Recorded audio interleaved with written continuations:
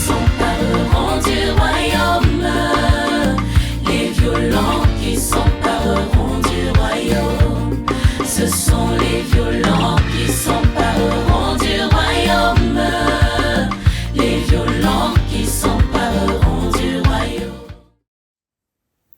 Shalom, shalom mes sœurs, j'espère que vous allez toutes bien par la grâce de notre Seigneur Yehoshua. Je vous propose de remettre ce moment entre les mains du Seigneur. Seigneur mon roi, je te remercie pour ce moment que tu disposes. Je prie Père que tu puisses prendre le contrôle de tout ce qui va être dit pendant ce moment. Je te rends gloire, Seigneur Père, de m'utiliser comme un canal. Je te remercie, Seigneur Père, pour toutes ces personnes que tu vas toucher, pour toutes ces âmes qui sont disposées et qui veulent recevoir, Seigneur Père, de toi encore quelque chose de nouveau. Sois au milieu de nous, sois au milieu de chacune et que tu puisses diriger tout ce qui va se dire, Seigneur. Que je n'ajoute ou que je note rien. Merci Seigneur Père pour ton amour. Merci Seigneur Père pour ce moment que tu avais déjà prévu à l'avance. Je te bénis, je te rends gloire et je te dis Amen. J'espère que vous allez toutes bien mes sœurs. J'aimerais aborder avec vous un sujet qui est Seigneur, qu'attends-tu de moi? Seigneur, qu'attends-tu de moi? Pour cela, je vous propose de lire un passage dans Luc 10. Donc je vais lire le passage de Luc 10 à partir du verset 25. Et voici, un certain docteur de la Torah s'étant levé pour l'éprouver, lui dit : Docteur, que dois-je faire pour avoir la vie éternelle ? Et il lui dit : Qu'est-il écrit dans la Torah ? Comment lis-tu ?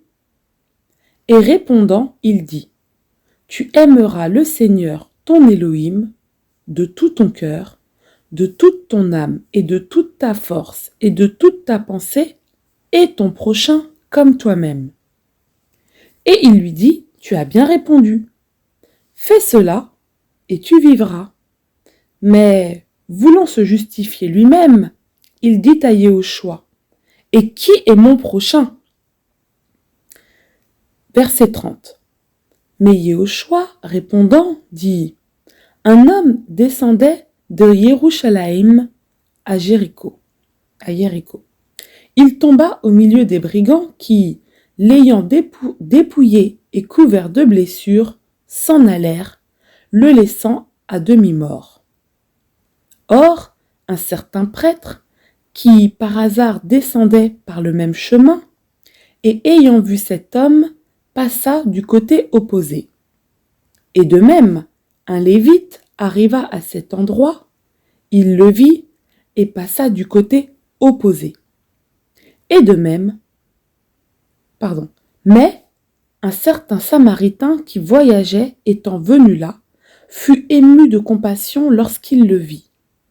Il s'approcha et banda ses plaies en y versant de l'huile et du vin, et, l'ayant fait monter sur sa propre bête, il le conduisit dans une auberge et prit soin de lui. Et le lendemain, en partant, il tira de sa bourse 2 deniers et les donna à l'hôte en lui disant : Aie soin de lui, et tout ce que tu dépenseras de plus, je te le rendrai à mon retour. Lequel de ces 3 te semble avoir été le prochain de celui qui était tombé au milieu des brigands ? Et il dit : C'est celui qui a usé de miséricorde envers lui. Yehoshua donc lui dit : Va, et toi aussi, fais de même. Donc, ce passage m'a vraiment touchée la première fois que je suis tombée dessus. Et à chaque fois que je retombe dessus, il me touche encore davantage. Il me touche encore davantage parce que certaines fois nous demandons au Seigneur, Seigneur, qu'attends-tu de moi? Seigneur, que veux-tu que je fasse? Seigneur, quel est mon don? Seigneur, comment faire pour te plaire? Seigneur, que dois-je faire pour pouvoir hériter une place? Eh bien, tout ce passage que nous venons de lire est très très clair. Donc, il y a un homme qui s'est fait attaquer, qui était blessé, et sont passés par là un prêtre et un lévite qui, l'ayant vu, sont passés à côté de lui, et enfin, ils l'ont esquivé en fait. Ils sont passés loin de lui. Alors que les prêtres et les lévites, ce sont des hommes qui sont normalement consacrés au service de Yahweh. Ce sont des hommes qui normalement sont des représentants normalement sur terre du Seigneur. Et pourtant, ils ont vu cet homme qui était blessé et ils sont passés à côté. Mais à ce moment-là, il y a un Samaritain qui est venu et qui, lorsqu'il l'a vu, qu'est-ce qui s'est passé? Il a été ému de compassion. Pourtant, à cette époque-là, les Samaritains et les Juifs ne s'entendaient pas très bien. Parce que les Juifs reprochaient aux Samaritains d'être une race impure parce qu'ils mélangeaient le judaïsme avec de l'idolâtrie, c'est-à-dire qu'ils avaient plusieurs dieux. Mais bien qu'ils aient plusieurs dieux, c'est le seul de ces trois hommes qui est passé et qui a eu compassion de cet homme qui était blessé. Donc, il a fait plusieurs choses par rapport à lui. La parole nous dit que il a bandé ses plaies en y versant de l'huile et du vin. Il l'a fait monter sur sa propre bête. Il l'a conduit dans une auberge. Il a pris soin de lui. Il a payé pour qu'il ait tout ce dont il avait besoin, pour qu'il soit totalement rétabli. Et pour le coup, c'est lui qui a agi avec le plus de compassion, avec le plus d'amour. Pourtant, la parole nous dit dans 1 Corinthiens 13 que 3 choses demeurent. La foi, l'espérance et l'amour, et que la plus grande de ces choses est l'amour. Donc voilà ce que le Seigneur nous demande. Seigneur, qu'attends-tu de moi? J'attends que tu manifestes de l'amour. Et comme c'est écrit, donc on vient de le lire donc dans Luc 10 au verset 27, tu aimeras le Seigneur ton Elohim de tout ton cœur, de toute ton âme, de toute ta force, de toute ta pensée, et ton prochain comme toi-même. C'est ça la plus grande des choses, c'est ce à quoi le Seigneur nous attend, nous demande de nous tenir, c'est-à-dire de l'aimer lui et d'aimer notre prochain. Voilà ce que le Seigneur nous demande de faire. Et tant que nous ne pourrons pas faire ces petites choses-là, qui sont pourtant de grandes choses, le Seigneur ne nous enverra pas vers de plus grandes choses. Parce que la Bible nous dit, dans Luc 16, que celui qui est fidèle dans les petites choses est aussi fidèle dans les grandes choses, et inversement. Si tu ne commences pas par avoir de l'amour pour ton Seigneur, et par conséquent ça découle sur l'amour pour les autres, tu ne pourras pas faire de grandes choses avec le Seigneur. Et d'autant plus que ces choses-là, elles sont nécessaires pour avoir la vie éternelle. Donc, ce passage, il est intéressant, cette parabole est très intéressante parce qu'elle nous montre que, en tant qu'enfant du Seigneur, bien souvent, nous pouvons nous consacrer à beaucoup de choses, c'est-à-dire qu'on peut se rassembler entre frères et sœurs, on peut faire des prières, on peut même faire des actions pour les autres, et pourtant, on agit certaines fois comme ce prêtre et ce lévite qui sont passés à côté de cet homme qui en avait grandement besoin. Je vais vous raconter un témoignage justement. Un jour, il y a quelques années de cela, j'avais organisé chez moi un moment entre sœurs pour qu'on puisse partager, pour qu'on puisse prier, pour qu'on puisse s'encourager les unes les autres. Et on s'était vraiment dit qu'on voulait qu'aucune de nous ne soit en retard, qu'il fallait vraiment qu'on soit rigoureuse. Et donc nous sommes toutes arrivées à l'heure, sauf une qui est arrivée en retard, alors que ce n'était pas son habitude. Et lorsqu'elle est arrivée, on lui a dit « tu es en retard ». On avait pourtant dit qu'il fallait être très rigoureuse par rapport à l'heure, tout ça. Et elle, directement, elle s'est excusée. « Ah, pardon mes sœurs, pardon, excusez-moi. » Mais en fait, il y avait un SDF en bas de ta maison. Et quand je l'ai vu, j'ai parlé un petit peu avec lui et j'ai vu qu'il avait faim. Alors, n'ayant pas beaucoup d'argent sur elle, elle est partie lui acheter du pain et des pommes.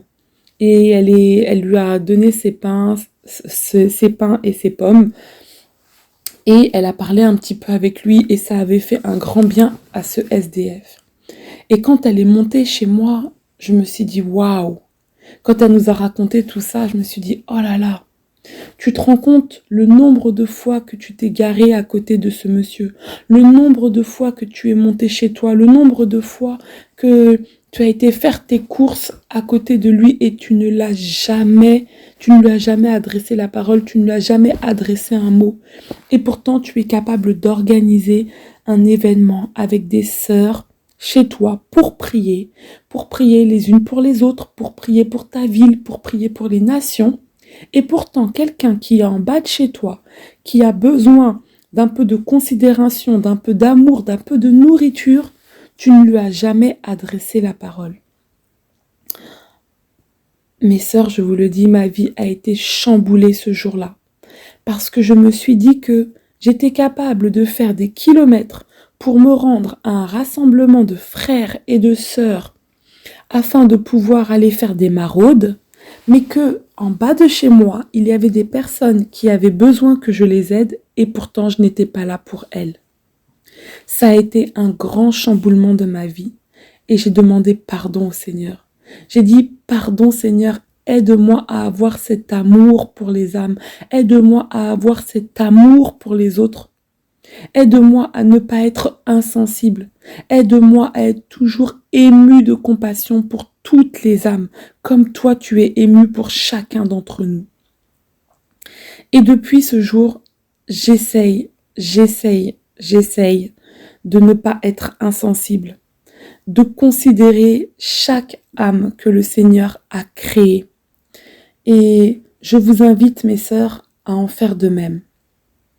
Parce que ce que nous dit la parole dans Jacques 1, c'est que la religion pure et sans souillure devant notre Elohim et Père, c'est de visiter les orphelins et les veuves dans leur tribulation.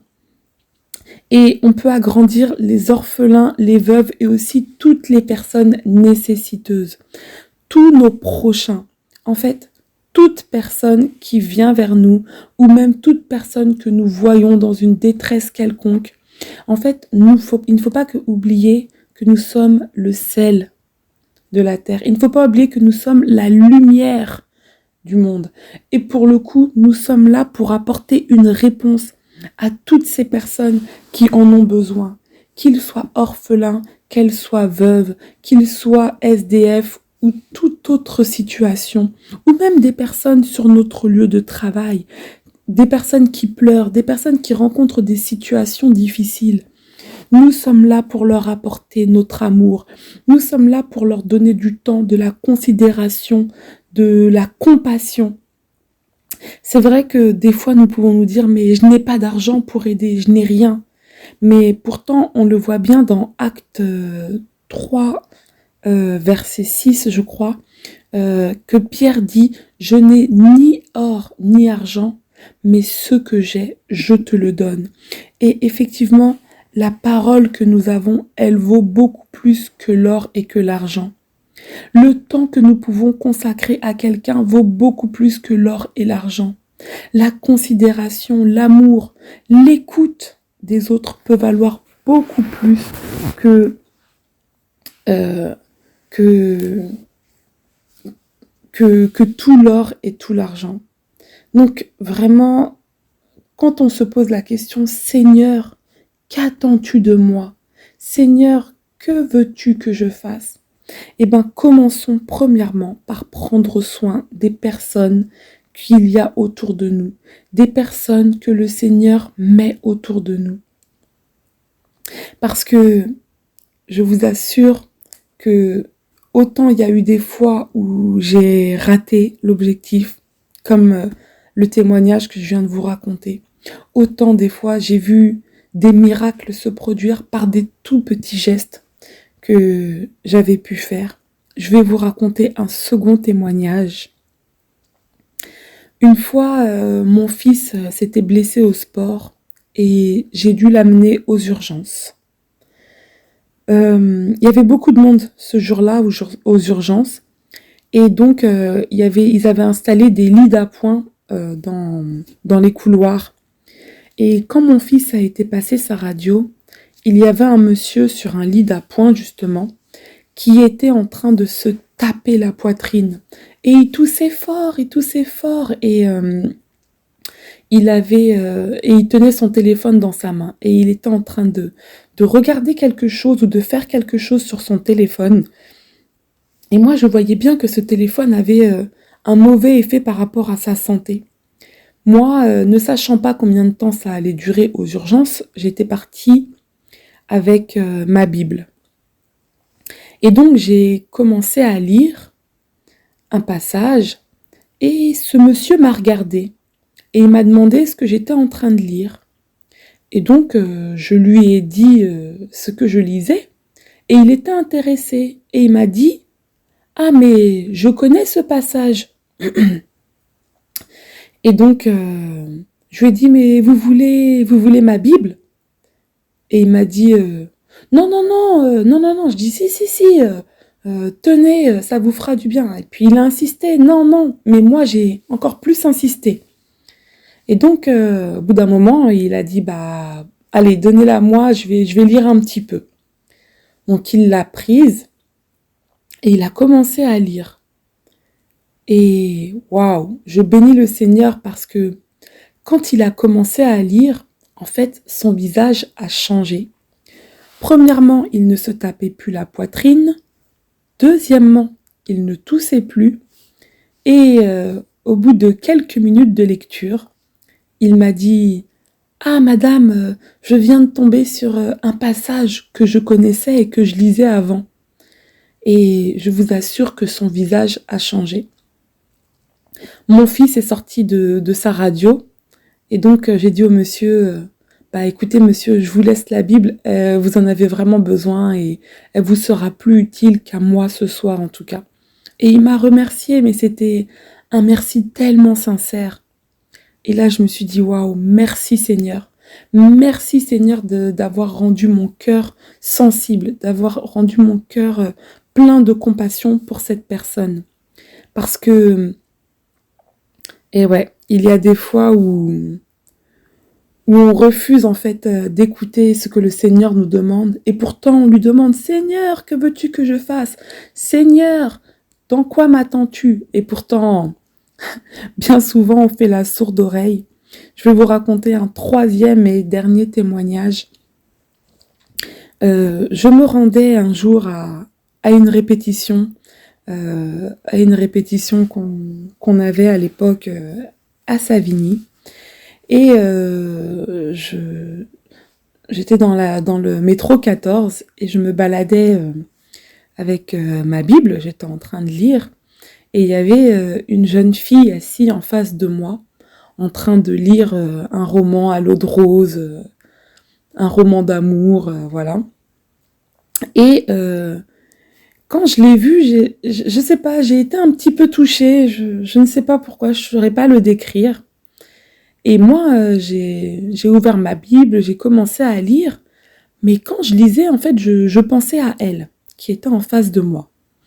Et j'ai vu très rapidement que je n'arrivais plus à lire, en fait. Les mots devenaient flous, mes yeux n'arrivaient plus à lire, les mots, dès que je lisais une phrase, je comprenais rien du tout. Donc, J'ai fermé ma Bible et je l'ai regardée calmement en train de lire son livre.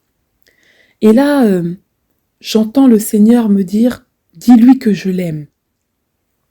Et moi, je me dis « Mais non Seigneur, je peux pas. Je suis pourtant pas quelqu'un de timide, mais là, la timidité, elle avait rempli tout mon corps en fait. » Et je me dis non, je peux pas dire ça.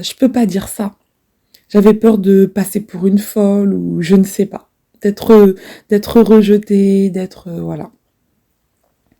Et donc, comme j'étais sur la ligne 14, on venait de passer les 2 premiers arrêts et le 3e arrêt, c'était l'arrêt Châtelet. Et moi, je commence à négocier avec le Seigneur. Je lui dis bon, si elle descend à l'arrêt Châtelet, c'est que je me suis trompée et que j'ai pas bien compris ce que tu m'avais demandé de faire. Parce que je savais très bien que presque tout le monde descendait à l'arrêt Châtelet. L'arrêt Châtelet arrive, elle ne descend pas. Elle est toujours là en face de moi. Bon, têtue comme je suis, je recommence à négocier avec le Seigneur parce que l'arrêt juste après Châtelet, c'est l'arrêt Gare de Lyon. Et donc, je sais très bien que si les gens ne descendent pas à Châtelet, bien souvent, c'est qu'ils descendent à Gare de Lyon. Donc, je recommence et je dis au Seigneur, « Seigneur, si cette personne, elle descend à Gare de Lyon, alors c'est que je me suis trompée et que tu voulais pas que je lui parle. » Eh ben non, elle n'est pas descendue à Gare de Lyon. Et moi, je descendais à l'arrêt d'après. À l'arrêt d'après, je recommence encore mon chantage au Seigneur et je dis « Seigneur, bon, maintenant, si elle descend aussi à cet arrêt comme moi, eh ben, vraiment, je lui parlerai. » Donc, je me suis levée vite avant que l'arrêt ne s'ouvre, avant que le métro ne s'ouvre. Et elle s'est pas levée. Et dans mon cœur, j'étais soulagée. J'ai dit, ouf, j'aurais pas besoin de lui dire. Ouf, tant mieux parce que je le sentais pas du tout. J'avais pas du tout envie de lui dire. Et là, juste quand les portes s'ouvrent, elle se lève et elle passe juste devant moi. Et donc là, j'avais plus le choix parce que j'ai dit, ça fait déjà 2 fois que je négocie auprès du Seigneur. Là, je lui ai encore une fois promis que si elle se levait avant moi, j'allais lui parler. Et là, je l'ai attrapée. Je suis passée devant elle et je lui ai dit, excusez-moi, madame, excusez-moi. Je devais juste vous dire que le Seigneur vous aime. Et puis, une fois que je lui ai balancé ça, j'allais partir vite. Je voulais juste dire ce que j'avais à dire et puis je voulais partir. Puis là, c'est elle qui me rattrape et qui dit, excusez-moi, madame, excusez-moi. Je vous remercie par rapport à ce que vous venez de me dire parce que ce matin, j'avais fait une prière et je demandais au Seigneur est-ce qu'il me connaissait, est-ce qu'il m'aimait. Et donc, elle avait les yeux remplis de... comme quelqu'un qui va pleurer, quoi. Elle était toute émue, etc. Et j'ai tellement demandé pardon au Seigneur après. Pardon d'avoir voulu fuir alors que je n'arrêtais pas de lui demander « Seigneur, qu'est-ce que tu veux que je fasse ? Seigneur, comment veux-tu que j'agisse ? Seigneur, qu'attends-tu de moi ?» Et là, il m'avait donné une mission et j'ai failli échouer. Et je me suis rendu compte après que si j'avais échoué, le Seigneur aurait permis que quelqu'un d'autre parle à cette femme et lui dise « Mais c'est moi qui aurais échoué la mission qu'il m'avait donnée. » Donc, vraiment, avec ces 3 témoignages, vous vous rendez compte que voilà, il y a des moments, on y arrive, il y a des moments, on n'y arrive pas. Et je voudrais vraiment nous encourager à écouter ce que le Seigneur nous demande de faire. Des fois, on croit que parce qu'on prie, parce qu'on médite, parce qu'on connaît un petit peu le Seigneur, que l'on fait ce que le Seigneur nous demande de faire. Eh ben non. Il peut arriver certaines fois que le Seigneur nous demande de fermer nos Bibles, mais d'aller donner à manger, d'aller discuter, d'aller prendre du temps pour quelqu'un. Et ça aussi, c'est une manière de démontrer l'amour du Seigneur. Parce que ce n'est pas en arrivant avec des versets, ce n'est pas en arrivant avec toute notre connaissance que l'on pourra toucher certaines âmes. Donc voilà, si tu te demandes qu'est-ce que le Seigneur attend de toi, si tu te demandes, Seigneur, comment puis-je faire en fait ? Il y a tellement de choses à faire, comment puis-je faire ? Commence simplement. Commence par les petites choses. Commence à répondre aux questions que les gens autour de toi te posent. Parce que si tu es dans la même situation que moi, c'est-à-dire que si tu fais la différence au niveau de ton travail, c'est-à-dire que tu ne rentres pas dans les cancans des gens, tu es différente en fait, que personne n'arrive à te saisir, les personnes qui sont dans des détresses vont venir te voir, vont te poser des questions, parce qu'elles vont voir que tu n'es pas pareil, que tu ne te moques pas. Là où tout le monde se moque du chef, toi tu ne te moques pas du chef. Là où tout le monde est en train de rire et avoir des conversations qui n'ont pas d'importance, toi tu n'es pas dans ces choses-là. Et toutes ces personnes vont venir te voir, ta famille aussi qui disait que tu étais ceci ou cela, maintenant ils voient que tu as changé. Même tes parents viennent te demander conseil. Tes frères et sœurs qui sont dans le monde te demandent conseil. Tout le monde en fait te demande conseil parce qu'ils retrouvent une sagesse qu'ils ne comprennent pas. Mais cette sagesse n'est pas toi, c'est le Seigneur qui l'a mis en toi au jour où tu l'as accepté et petit à petit, à force de marcher avec lui, tu comprends que tu ne peux pas te mélanger.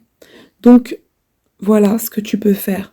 Tu peux déjà commencer à prendre du temps, à considérer, à donner de l'amour, à avoir de la compassion, à écouter, à prier pour les âmes, à donner à manger à ceux qui ont faim, à donner des vêtements à ceux qui n'ont pas de quoi se vêtir.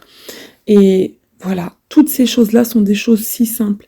Mais le Seigneur, il dira aussi, tout ce que vous avez fait à mes enfants, c'est comme si c'était à moi que vous l'aviez fait. Donc voilà, mes sœurs, je nous encourage à écouter ce que le Seigneur nous demande de faire et à être toujours disposés pour aider notre prochain, pour aider toutes les personnes que le Seigneur va mettre devant nous. Voilà, je vous aime fort de l'amour du Seigneur et on est ensemble. Amen. Et je voulais juste finir par chanter un petit chant à la gloire du Seigneur.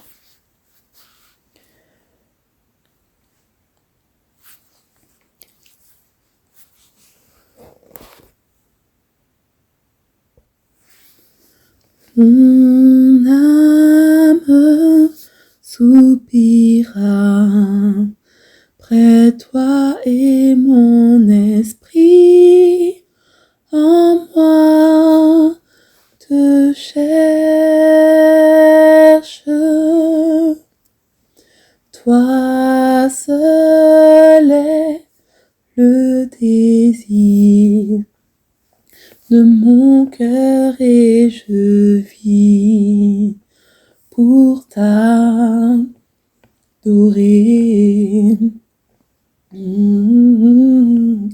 Mon âme soupira près toi et mon esprit en moi te cherche. Toi seul est le désir de mon cœur et je vis pour t'adorer.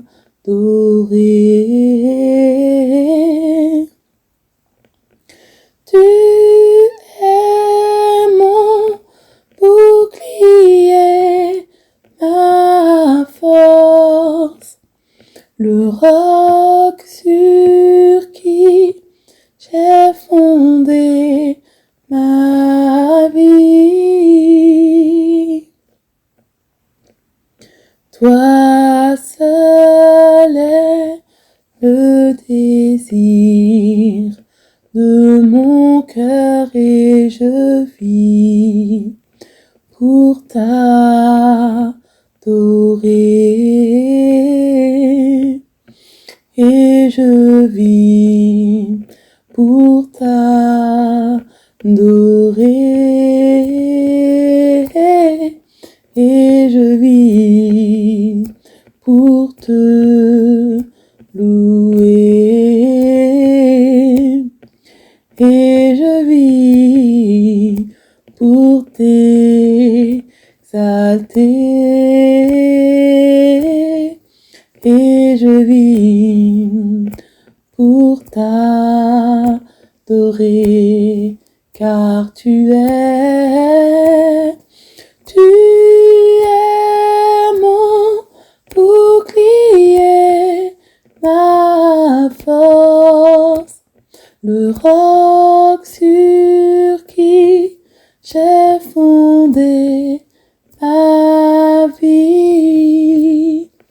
Toi seul est le désir de mon cœur et je vis pour t'adorer.